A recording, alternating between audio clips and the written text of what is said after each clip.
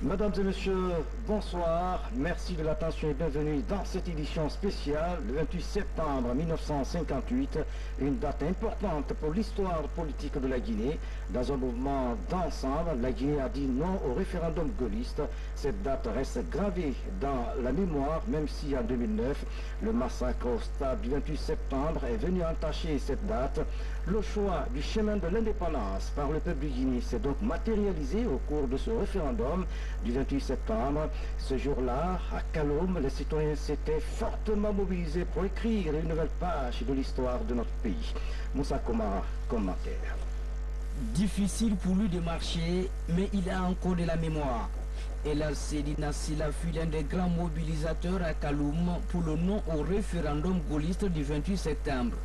Ce jour-là, le peuple de Guinée a décidé de rejeter le projet de communauté proposé par la France. Des leaders du Parti démocratique de Guinée ont voté dans cette école primaire. Moi, j'étais dans la cour pour voter. Quand j'ai fini de voter, je suis parti sur moi. Nous venons. Je suis un des animateurs.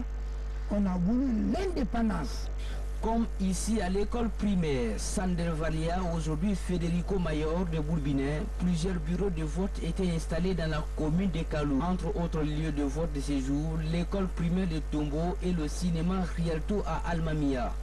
Ce jour ici à Mankepa, il y avait une foule réunie autour du leader charismatique Amel Sékou Touré pour écrire une nouvelle histoire de la Guinée. Le parti pour lequel on a voté, le PDG RDA, automatiquement avait fait une réunion avant pour dire on doit voter à tel moment. L'ambiance était en notre faveur immédiatement parce que ce n'est pas que nous l'avons monté de toutes pièces. C'est le peuple qui a décidé. Le geste du 28 septembre 1958 a été un moment extraordinaire qui a redonné toute sa fierté à la Guinée et à l'Afrique. Le 28 septembre 1958, les Guinéens avaient à choisir entre le non pour accéder à l'indépendance et le oui pour la communauté franco-africaine. La majorité des votants a opté pour l'indépendance. Mais pourquoi les Guinéens ont préféré le non? Quelques éléments de réponse avec Ismaël Condé, président du PR-PAG. Il est au micro de notre reporter Ansman Toumani Kamara. En 1958, il y a un fort mouvement de contestation de la domination coloniale qui parcourt toutes les colonies. Donc, le général de Gaulle vient dans ces conditions pour sauver la France, comme il l'avait sauvée pendant la Deuxième Guerre mondiale. Donc, dans la Constitution, il est précisé que la communauté franco-africaine aura pour président nécessairement, obligatoirement, le président de la République française. Et alors que la dernière phrase du préambule de la Constitution, de la 5e Constitution, se termine par quoi? La communauté est une association d'États libres et indépendants. Et ensuite, les domaines de compétence de la communauté à travers la présidence française, c'est les affaires étrangères. Donc vous êtes indépendant, vous n'avez pas la possibilité d'avoir un ministère des Affaires étrangères, vous ne pouvez pas être représenté aux Nations Unies, vous n'avez pas la possibilité de nommer des ambassadeurs dans quelque pays que ce soit. C'est la France qui doit faire ça. La France doit régler votre système monétaire. C'est la France qui définit votre monnaie. La défense relève de la France. Vous êtes indépendant, vous n'avez pas la liberté de lever votre propre armée, votre propre corps de sécurité. Votre défense continuera à relever de la France. La définition de la politique économique et financière de la colonie indépendante continuera à relever de la France. De même que la politique des matières premières stratégiques. La France, ou le président de la communauté, a le contrôle sur l'enseignement supérieur de chacune de ces anciennes colonies proclamées indépendantes. Donc, le contenu du référendum du 28 septembre pour la Guinée, c'était le renouvellement du colonialisme purement et simplement. Et c'est pour cette raison que dans la proportion de 96 de non contre 4% de oui. Nous avons rejeté la domination coloniale française. À Conakry, la date du 28 septembre est immortalisée à travers des lieux publics, les infrastructures sportives, les sites de formation notamment portent le nom de cette date historique et une manière de perpétuer l'esprit d'unité qui a prévalu ce jour. Tierno Ousmane Diallo. Elle était autrefois appelée École primaire Coronti. Cette école, créée en 1955, deviendra après l'accession du pays à l'indépendance le lycée 28 septembre. Plus qu'une simple école, c'est une page de l'histoire de la Guinée qui est quotidiennement rappelée à travers elle. La date du 28 septembre, par exemple, est une date évocatrice de l'histoire récente de notre pays. Parce que sans le 28 septembre, par exemple, il n'y aurait pas eu le 2 octobre. Et c'est avec beaucoup de fierté que nous travaillons sur ce site.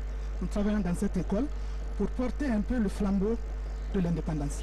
De par son caractère historique, la date du 28 septembre 1958 se retrouve gravée à la rentrée de plusieurs autres édifices publics.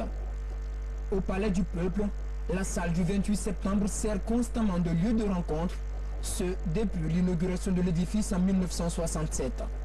Le stade du 28 septembre tire aussi son appellation de cette date qui a permis à la majorité des Guinéens de se prononcer pour l'indépendance.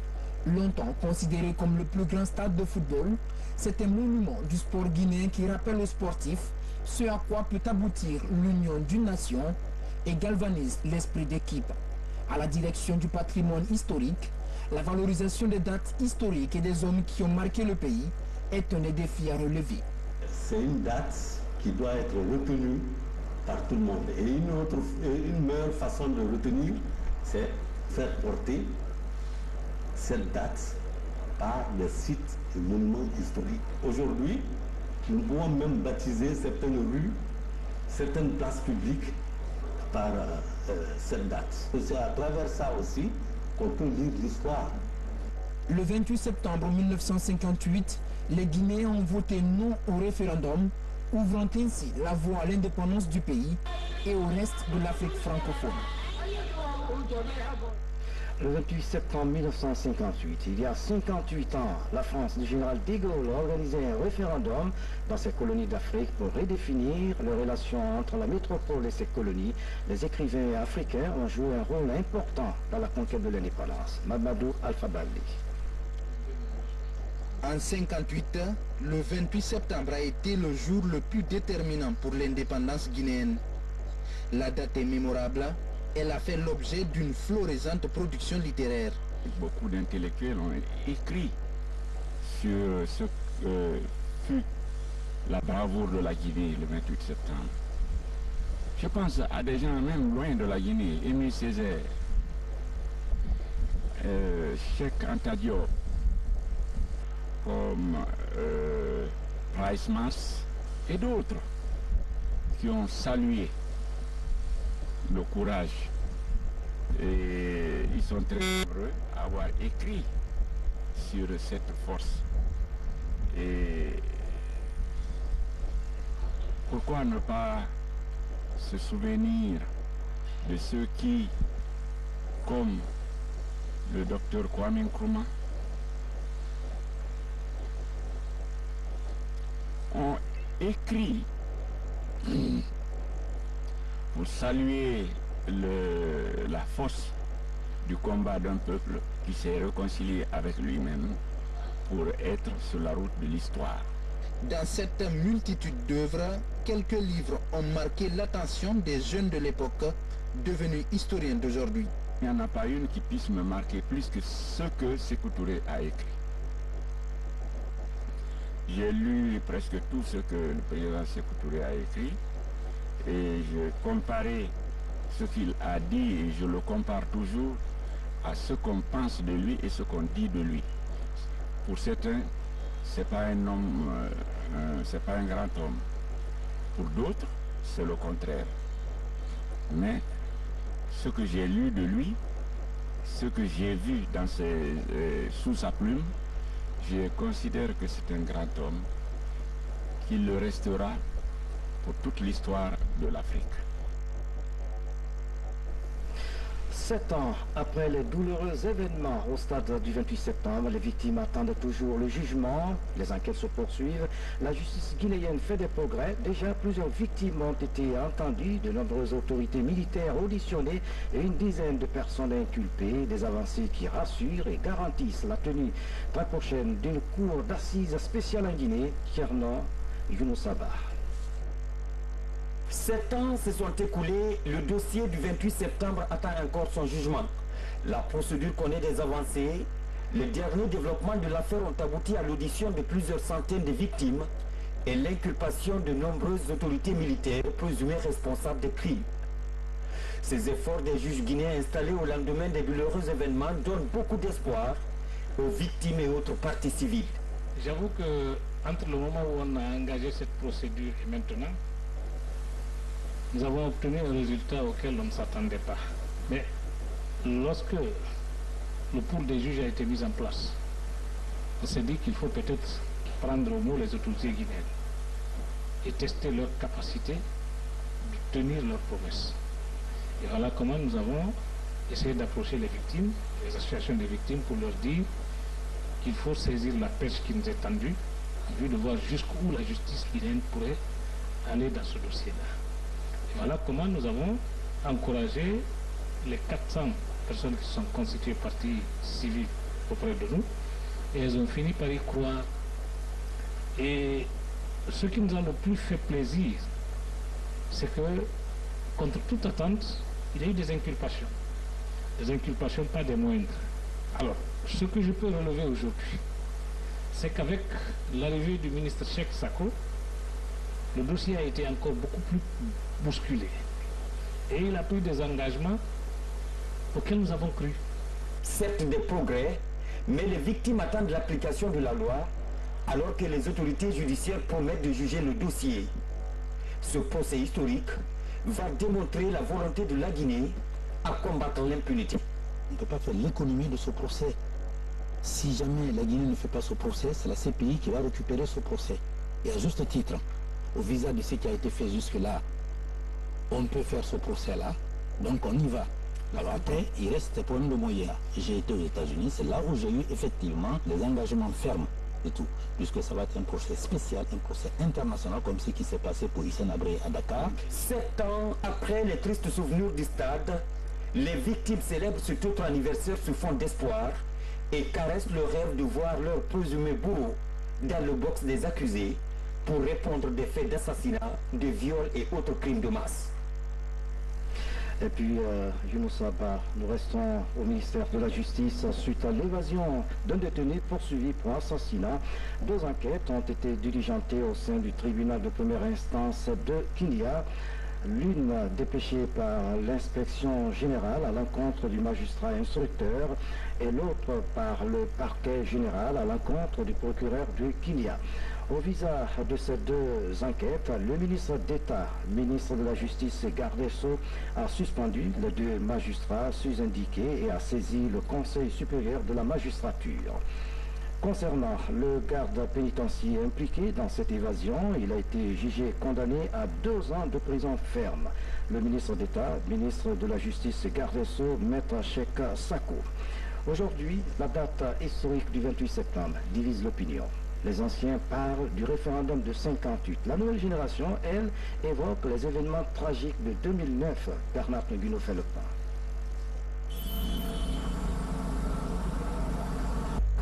28 septembre, une date repère de l'histoire de la décolonisation en Afrique francophone. Ces militants émérites du PDG-RDA, première formation politique du pays, martèlent avec fierté le caractère glorieux du 28 septembre. Le 28 septembre 1958 est une date sacrée. Je vous le dis, hein, elle est sacrée. C'est à l'occasion du référendum du 28 septembre organisé par le général de Gaulle que nous avons voté non. Nous avons voté non et nous avons accédé à l'indépendance nationale le 2 octobre. La proclamation a eu lieu le 2 octobre 1958. Cela représente pour moi aujourd'hui une gloire ineffaçable. Mon désir le plus ardent, que la date-là soit fêtée, parce qu'elle est célèbre. Chez les plus jeunes, ce sont les événements tragiques de 2009 qui sont dans les esprits. 7 ans après, tous veulent tourner cette page de l'histoire du pays. La date du 28 septembre 1958, c'est une date d'histoire. Nous ne l'avons pas vécu. Mais la date du 28 septembre 2009, c'est une date du vécu pour nous, la jeune génération. C'est cette date que nous avons vécue et c'est dommage qu'elle soit entachée. Je suis sûr que nous, en tant que jeunes, nous n'accepterons plus que ce genre de choses arrive dans ce pays. Dans les années 50, la Guinée a occupé, vous le savez certainement, une place de choix dans le monde agricole. Pour réussir ce pari, le gouvernement d'Ahmed Sékou Touré avait ouvert un vaste chantier de promotion des cultures d'exportation. Plusieurs organisations paysannes ont été mises en place pour améliorer les conditions de vie des producteurs. Commentaire, Fodé Camara. À l'époque du triangle bananier, les préfectures de Forécaria, Kindia et Mamou étaient des zones de prédilection pour la promotion des cultures d'exportation, notamment l'ananas et surtout la banane, dont la production touchait la barre des 100 000 tonnes par an avant l'indépendance. Une ferveur accompagnée par l'IFAC, Institut des fruits et agrumes coloniaux, l'actuel centre de recherche régional de Foulaya. Dans la région forestière, précisément à Sérédou, la recherche sur les plantes médicinales a connu son âge d'or dans les années 40, avec la production du quinquina transformé sur place en poudre de quinine. Aujourd'hui, pour aider les producteurs de la région forestière à se frayer le chemin, un partenariat stratégique est initié par le président de la République. 100 000 graines germées de palmiers à huile sont déjà livrées au centre de recherche de Sérédou. Près de 3 millions de fèves de cacaoyer et 2 millions de cerises de café sont aussi inscrits dans ce programme de relance. Le cacao a été introduit depuis la période coloniale en Guinée, mais il n'y avait pratiquement pas de parcelles pures, de champs purs. Avec cette initiative, cacao qui peut produire après 18 mois, et ça c'est une opportunité à ne pas rater. Dans la mesure où on peut couvrir près de 2500 hectares. 2500 hectares de cacaoyer en Guinée, c'est beaucoup. Si on a à travers ça une production exceptionnelle, la Guinée pourrait se présenter comme étant un des exportateurs majeurs dans la sous-région en Afrique de l'Ouest. Au niveau de la riziculture, après la période des FAPA, des fermes agro-pastorales d'arrondissement, aujourd'hui les 5 ans d'appui du gouvernement ont permis de faciliter la disponibilité de la denrée la plus consommée par les Guinéens. Depuis les indépendances, il y a toujours des périodes de soudure. Donc aussi à partir du début de l'appui du gouvernement, il n'y a pas eu de période de soudure. On peut conclure automatiquement que c'est grâce à ça. Et ça, c'est la meilleure manière de répartir les richesses. Parce que vous, qui êtes par exemple fonctionnaire avec votre maigre salaire, ceux qui vous rapportez 2 sacs de riz, maintenant vous pouvez en avoir 3, 4, de manger à votre faim. Donc c'est l'un des impacts. Pour équilibrer la balance commerciale fortement affectée par les chocs exogènes, un vaste chantier de promotion des cultures d'exportation est ouvert. Une vaste course devant permettre à la Guinée de reconquérir enfin sa place de puissance agricole dans la sous-région. Le 28 septembre 1958, la Guinée a dit non au référendum gaulliste. Les Guinéens qui n'ont jamais accepté le joug colonial ont sans hésiter opté pour l'indépendance. Ce geste téméraire des Guinéens a entraîné l'écroulement de l'empire colonial français et ouvert la voie de l'indépendance aux autres territoires africains. Un commentaire de Yamoussa Sidibi. Instant de patriotisme, instant de fierté. Les Guinéens ont retrouvé ce jour 28 septembre les sensations d'ivresse d'une indépendance recouvrée comme s'ils avaient eu à exhumer les sagas ancestrales. Ils entendent presque des femmes hurler de joie qui saluent le retour des héros, les anciens et les invalides tapotant le corps huilé des preux chevaliers qui ont su entendre l'appel des devanciers. 28 septembre 1958, devant les urnes, les Guinéens étaient sereins. Ils savaient ce qu'ils avaient à faire. Ils esquissaient déjà le sourire placide de l'homme debout dont le genou désormais ne touchera le sol. On nous demandait de dire oui ou non. Nous avons dit non. parce que nous ne voulons pas, parce que cela est le sens de notre histoire. Pour l'histoire, le 13 mai 1958, le général de Gaulle, héros de la Deuxième Guerre mondiale, revient au pouvoir après les tragiques événements d'Algérie. Il propose de redéfinir les relations entre la France et ses colonies, offrant ainsi le choix entre l'indépendance et une association dans une communauté franco-africaine. Et dans ce cadre, il organise le référendum du 28 septembre 1958. Sur le territoire de la colonie française de Guinée, on ne tergiverse pas. On se précipite pour tasser les rancœurs entre voisins. Le moment est arrivé d'assouvir les attentes des fiers guerriers dans les savanes et dans les forêts ancestrales. Dans un mouvement d'ensemble, les organisations de jeunesse, les étudiants, les syndicats, les partis politiques, avec à leur tête Sékou Touré, optent pour le non à plus de 90%. Ce résultat permet de proclamer la République de Guinée le 2 octobre 1958 par l'Assemblée territoriale qui est transformée en Assemblée nationale constituante. Le choix des peuples qui constituaient la Guinée en faveur de l'indépendance signifiait aussi leur disposition à vivre ensemble et à bâtir une nation. 58 ans après le référendum, des questions surgissent souvent, parfois des polémiques houleuses, mais toujours sur la gestion que nous avons faite de notre indépendance, jamais sur le geste de septembre. Le choix des Guinéens a permis aux Africains de rester en harmonie avec leur désir de liberté, de dignité et de fierté. Ce choix a libéré la Guinée, mais a surtout accéléré l'écroulement des empires coloniaux européens en Afrique. Grâce à l'exemple de la Guinée, les autres colonies ont réalisé que face à elles, il n'y a point d'ogre dès lors que le combat vise la liberté et la fierté de l'homme. Et puis cet arrêté du ministère de la Ville et de l'Aménagement du Territoire portant résiliation d'une convention de cession de terrain. Le ministre arrête article 1er et demeure résilié pour non-respect des clauses contractuelles, défaut de mise en valeur. La convention de cession passée en 2012 entre l'État guinéen et la société Douza Promotion Groupe Adora Guinée portant sur la partie libérée du terrain urbain situé à Koléa, commune de Matam, Conakry, communément appelée Cité Police, objet du titre foncier numéro 9 de Conakry 2, d'une superficie de 26 250 mètres carrés. Article 2, le dit terrain fait ainsi retour au domaine de l'État guinéen, franc, et quitte de toute dette et charge. Article 3. Le présent arrêté qui prend effet à compter du sabbat de signature sera enregistré et publié au journal officiel de la République, Conakry, 28 septembre 2016, signé Lonseni Camara.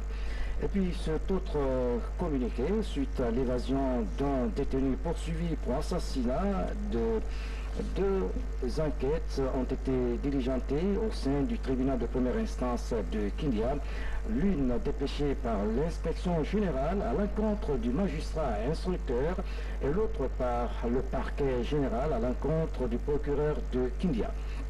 Au visa de ces deux enquêtes, le ministre d'État, ministre de la Justice, garde des Sceaux, a suspendu les deux magistrats sus-indiqués et a saisi le Conseil supérieur de la magistrature. Concernant le garde pénitentiaire impliqué dans cette évasion, il a été jugé et condamné à 2 ans de prison ferme. Le ministre d'État, ministre de la Justice, garde des Sceaux, maître Cheikh Sakou.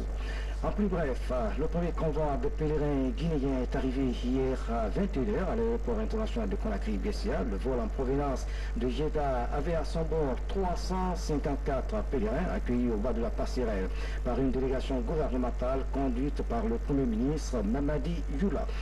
Et puis Simon Pérez, l'ancien président israélien et prix Nobel de la paix, s'est éteint dans la nuit du mardi à l'âge de 93 ans.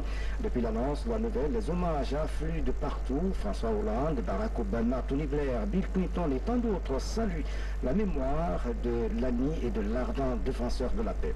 Voilà, c'est la fin de cette édition à tous. Merci de nous avoir suivis. Excellente soirée, où que vous soyez dans le monde. À demain.